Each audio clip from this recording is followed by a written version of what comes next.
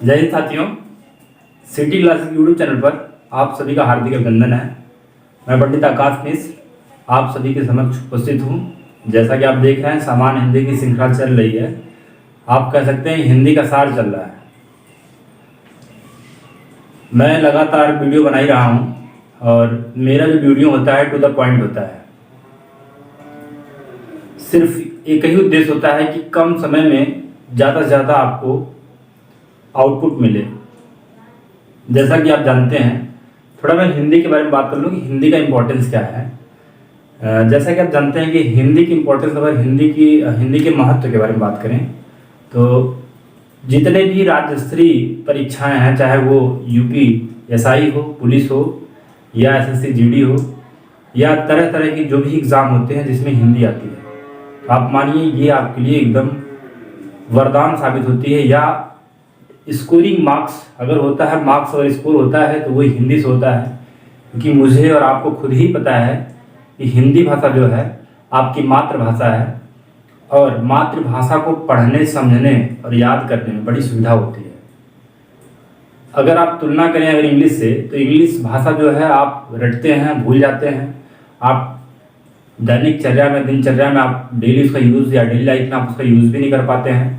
जबकि यदि आप हिंदी को देखें तो आप पैदा जब से होते हैं तब से हिंदी बोलना शुरू करते हैं और मरने तक भी आप हिंदी बोलते हैं। तो ऐसे में मुझे जहाँ तक विश्वास है पूर्ण कि मैं जो हिंदी सार की जो श्रृंखला चला रहा हूँ, या यूपीएसआई, रेलवे, लेखपाल, एसएससी जीडी, तमाम जो भी राज्य स्तरीय परीक्षाएँ होती जिसमें हिंदी आती हैं, वो आपके लिए स्कोरिंग है और मेरे लिए पढ़ाने में बहुत सुविधा है। क्योंकि हिंदी भाषा एक ऐसी भाषा है जो पहले से ही आप इसके आदी हैं, इसके बिना रह ही नहीं सकते हैं।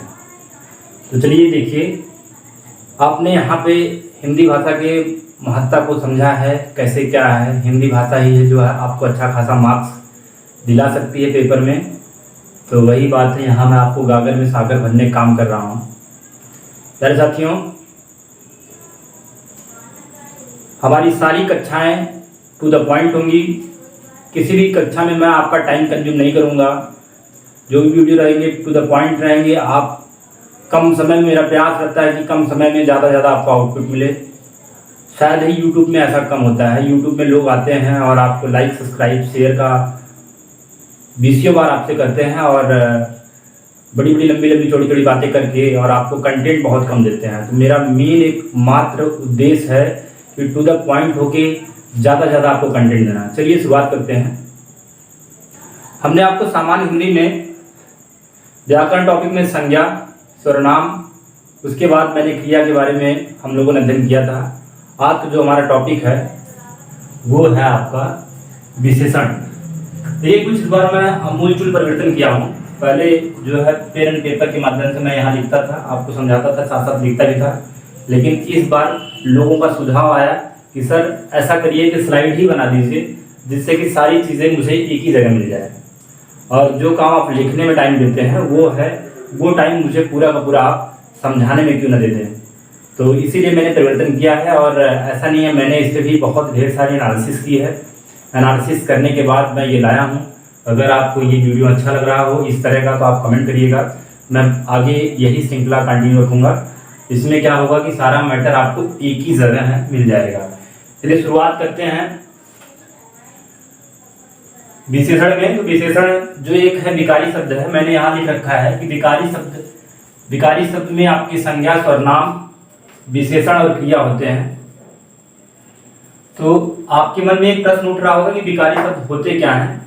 ऐसे शब्द जिसमें विकार उत्पन्न होते हैं। ऐसे शब्द जिसमें विकार उत्पन्न होते हैं। विकार का मतलब होता है जिन शब्दों में रूप परिवर्तन होते हैं।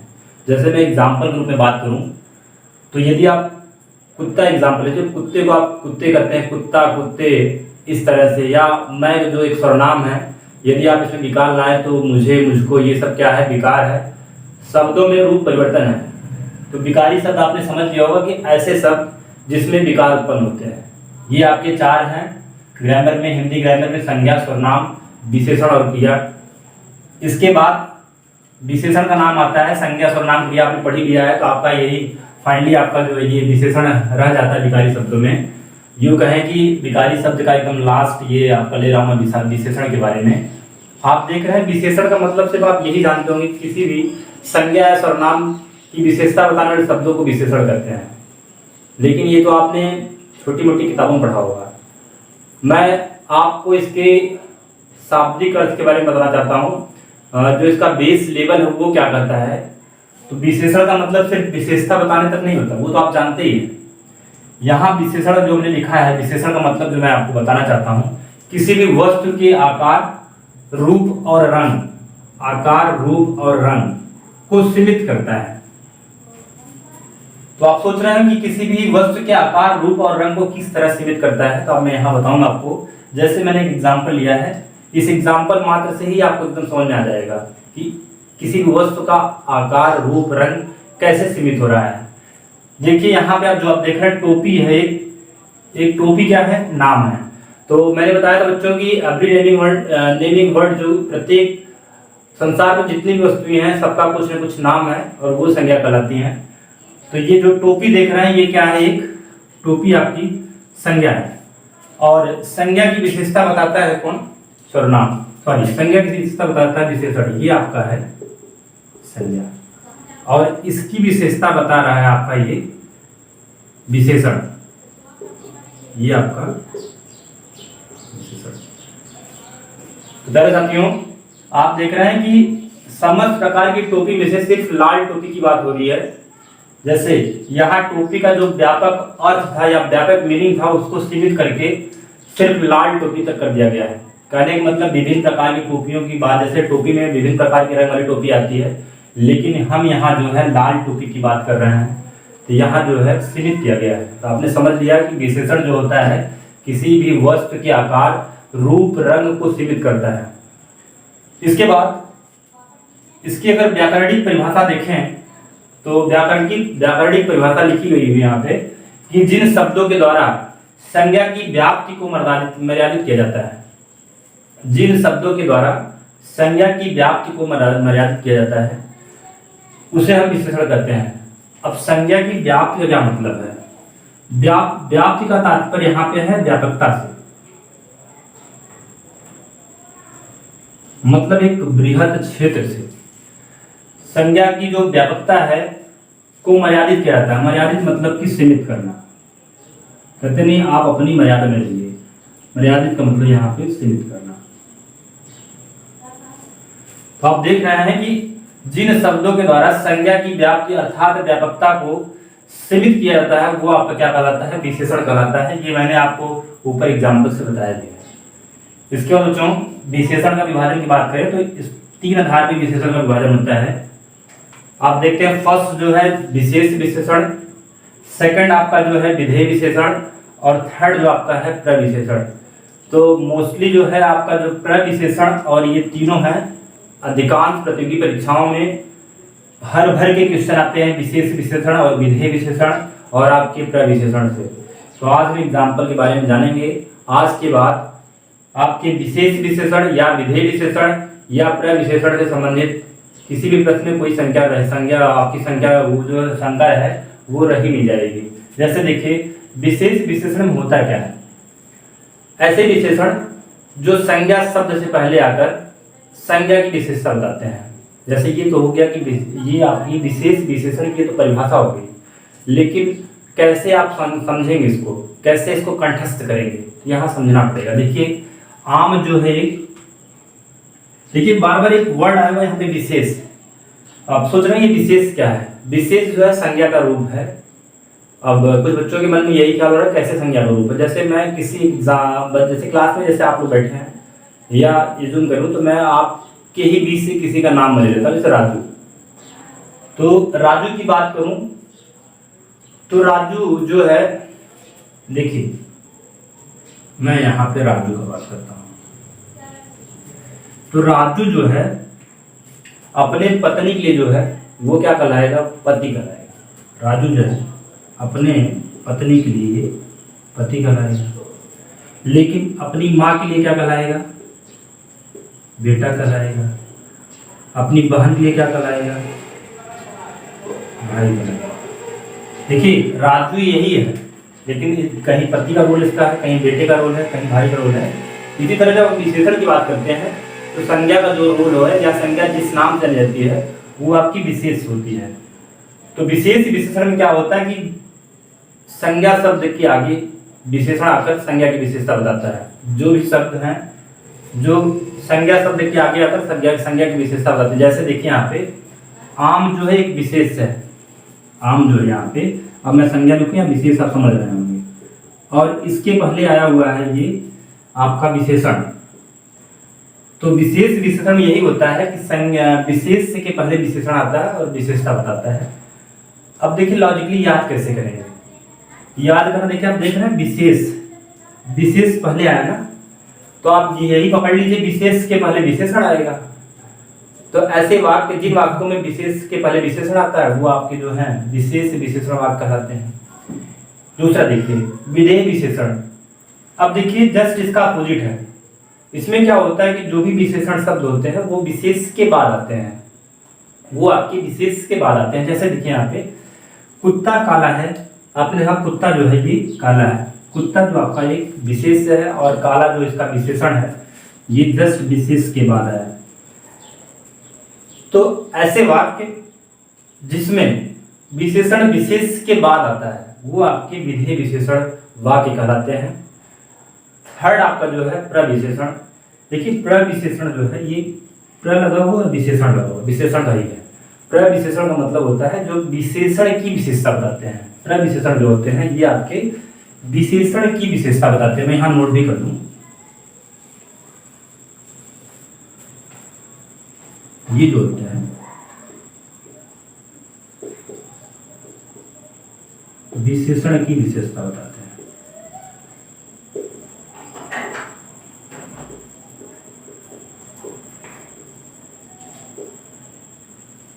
जैसे एग्जाम्पल अगर हम बात करें, वह बहुत तेज दौड़ता है। दौड़ना एक क्रिया है और इसके पहले जो तेज शब्द आया है ये भी विशेषण है। और दौड़ता है, तेज दौड़ता है, कितना तेज? बहुत तेज दौड़ता है। तो यहाँ विशेषण की विशेषता बहुत बता रहा है, तो ये जो है ये आपका प्रविशेषण हो जाएगा। ये जो आपका होगा ये प्रविशेषण कहलाएगा। ठीक है, तो अब इसके बाद हम बात करेंगे विशेषण के प्रकार पे। विशेषण देखिए मुख्यतः 4 प्रकार होता है। कई बार एग्जाम में पूछा गया है कि विशेषण के प्रकार बताइए, तो आप 4 ही बताइएगा। विशेषण के 4 प्रकार होते हैं। पहला जो फर्स्ट आपका है सर्वनामिक विशेषण, सेकंड आपका है संख्यावाचक विशेषण, थर्ड आपका है परिणामवाचक, फोर्थ आपका है गुणवाचक विशेषण। देखिए फर्स्ट जो आपका है सर्वनामिक विशेषण, इसमें क्या होता है कि कोई विशेषण सर्वनाम से पहले आकर और सर्वनाम की विशेषता बताएगा। सर्वनामिक विशेषण क्या होता है, जैसे यह पुस्तक मेरी है, तो किसी संज्ञा सर्वनाम के पहले विशेषण आकर जो विशेषता बता रहा है वो आपका सर्वनामिक विशेषण होता है। जैसे इसमें 2 होते हैं, एक मौलिक सर्वनामिक विशेषण होता है और एक यौगिक सर्वनामिक विशेषण होता है। देखिए मौलिक का मतलब होता है मूल, ऐसे सर्वनाम जिनके मूल में परिवर्तन ना हो। जैसे यह पेन मेरी है, यह लड़का बैठा हुआ है। इस तरह से जो होते हैं यह वह जो शब्द हैं ये आपके मौलिक सर्वनामिक विशेषण हैं। इसके बाद बात करें अगर यौगिक सर्वनामिक विशेषण में, जो ये होता है इसी से बने होते हैं।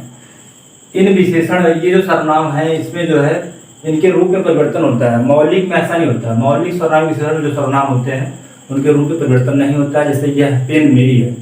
और बात करें अगर यौगिक सर्वनामिक विशेषण, तो इनके रूप में ऐसे सर्वनाम जिनके रूप में परिवर्तन होता है वो आपका आता है यौगिक सर्वनामिक विशेषण में। जैसे ऐसा बालक कभी नहीं देखा मैंने, ठीक है, वैसा लड़का, ऐसा वैसा जो देख रहे हैं ये वह से वैसा ही बना हुआ है। इसके बाद बात करें सेकंड जो है संख्यावाचक विशेषण, जिसमें ऐसा विशेषण जो संख्या को प्रदर्शित करता हो या संख्या के बारे में बताता हो। इसमें 2 होते हैं, एक निश्चित संख्यावाचक विशेषण होता है और दूसरा होता है अनिश्चित संख्यावाचक विशेषण।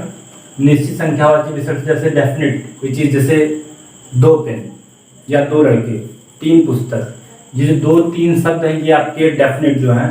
इसमें जैसे आप कह सकते हैं 2, 3, 4, 5, ये जो देख रहे हैं नंबर जो है ये आपके निश्चित संख्यावाचक विशेषण है। इस अनिश्चित संख्यावाचक विशेषण क्या होता है इसमें अनिश्चितता का बोध, जैसे कोई, कुछ बालक, कुछ लड़के, ये जो है अनिश्चयवाचक या अनिश्चित संख्यावाचक विशेषण होता है। इसका थर्ड आपका है परिणामवाचक विशेषण। परिणाम जस्ट यही है, मात्रा का इसमें परिणाम का बोध कराता है। जैसे इसमें दो होते हैं, एक आपका निश्चित परिणामवाचक विशेषण और एक होता है अनिश्चित परिणाम। इसमें जो बात करेंगे, इसमें क्वांटिटी की बात होती है या बच्चों मात्रा की बात होती है। जैसे निश्चित है तो 10 किलो गेहूं, या जैसे कह सकते हैं कुछ चावल। तो जो चीज़ें निश्चित है वो आपका निश्चित परिणामवाचक विशेषण में आएगा, और जो अनिश्चित है वो आपके अनिश्चित परिणाम। जैसे कि आपने देखा 10 किलो, तो ये निश्चित है, और यहाँ पे कुछ चावल, ये अनिश्चित है। इसका फोर्थ आपका है गुणवाचक विशेषण। ये 8 प्रकार के होते हैं। 8 प्रकार में, इसके बाद हम गुणवाचक विशेषण के बारे में बात कर रहे हैं। ये 8 प्रकार का होता है, ये भी पूछा गया है। देखिए जो पूछा गया है उसको मैंने लिख दिया है, बाकी और चीज़ों में समझने की आवश्यकता बहुत ज़्यादा नहीं है। संख्या जो है, कुछ संख्याएं निश्चित होंगी तो वो निश्चित संख्यावाचक विशेषण में आएगा, अनिश्चित अनिश्चित आएगा। इसी तरह आपका परिणामवाचक में भी दिया गया था आपका। इसका गुणवाचक विशेषण आप देख रहे हैं, इसमें जहाँ पे स्वाद का बोध, इसमें 8 प्रकार में पहला जो है स्वाद बोधक, जहाँ पे खट्टा मीठा तीखा जो देख रहे हैं, ये स्वाद का बोध कराता है। ये स्वाद बोधक जो है विशेषण होता है। सेकंड आपका कालवाचक देख रहे हैं। काल का मतलब समय, जैसे नया पुराना, ठीक है, ये जो आपके यहाँ कालवाचक विशेषण है। स्थानवाचक में जहाँ स्थान का बोध हो, जैसे भीतर बाहर अंदर, ये सब आपके जो है स्थानवाचक में है। इसके बाद फोर्थ आप देख रहे हैं आकारवाचक, जिसमें गोल, चौकोर, तिकोना, ये सब आकार को बता रहा है। फिर आपका फिफ्थ आपका रंगवाचक विशेषण, जैसे लाल, पीला, नीला, जो भी कलर की इंडिकेशन है वो आपके रंगवाचक विशेषण में आएंगे।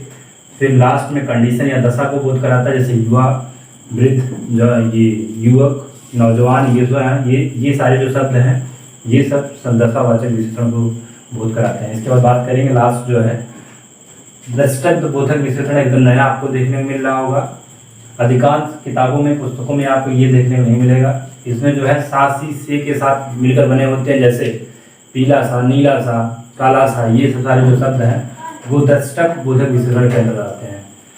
बच्चों ये है विशेषण के प्रकार। इसके बाद एक नया टॉपिक है आपका विशेषण की तुलनात्मक अवस्था, ठीक है। तो मूलावस्था देख रहे हैं, उत्तरावस्था देख रहे हैं, और लास्ट आप देख रहे हैं उत्तमावस्था। इसी को इंग्लिश में बोलते हैं पॉजिटिव डिग्री, ये कंपैरेटिव और ये सुपरलेटिव। जब सर्वनाम आपका विशेषण जब मूल अवस्था में होता है, मूल रूप में होता है, जैसे राम तेज बालक है, तेज अपने मूल रूप में है, ये मूलावस्था में आएगा। सेकंड उत्तरावस्था में क्या होता है, कंपैरेटिव डिग्री में दो वस्तुओं के बीच तुलना की जाती है। जैसे राम श्याम से तेज है, ये आपका कंपैरेटिव डिग्री आएगा। जब जो दो वस्तुओं के बीच तुलना की जाएगी उस समय आपको उत्तरावस्था, और लास्ट जो आपका है उत्तमावस्था। इसमें जैसे कि दो या दो से अधिक रहेंगे तो ये आपकी उत्तमावस्था में। जैसे सब राजाओं में, यहाँ पे देखिए अधिकता है, सब राजाओं में अशोक जो है वो महानतम राजा हुए। तो इस तरह आपने देखा कि मूलावस्था, ये उत्तरावस्था और उत्तमावस्था। अब एग्जाम के दृष्टि से अगर देखें तुलनात्मक अवस्था, तो उसमें पूछता आपको मूल रूप दे देगा लघु, पूछेगा इसका उत्तरावस्था क्या है तो आप लघुत्तर बताएंगे, और उत्तमावस्था लघुत्तम बताएंगे। देखिए कुछ लॉजिक है, जैसे देखिए यहाँ पे उत्तरा देख रहे हैं, उत्तर आया हुआ है, यहाँ देखिए लघु में उत्तर जुड़ा हुआ है, ये लघुत्तर। इसी तरह आप पकड़ लेंगे, जैसे लघुत्तर दीर्घ का दीर्घोत्तर, इस तरह से उत्तमावस्था में लघु है, उत्तम है तो यहाँ भी तम लगा हुआ है, यहाँ तम दिख रहा है, तो लघुत्तम हो गया। इस तरह से जो है ये विशेषण का एक ब्रॉड टॉपिक था।